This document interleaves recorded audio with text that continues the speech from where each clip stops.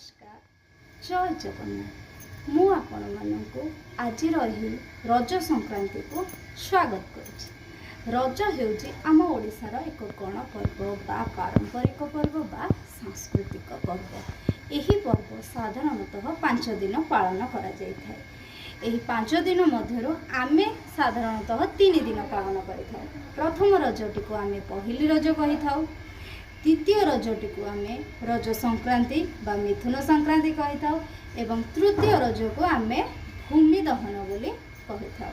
एही रज पर्व रे उभय पुओ एवं झियो एही रज पर्व को धूमधाम रे पालन करिथांती। झियो माने रज पान पोड़ पिठा खाई थांती एवं पुओ माने ताश चेस भली खेल खेली थांती।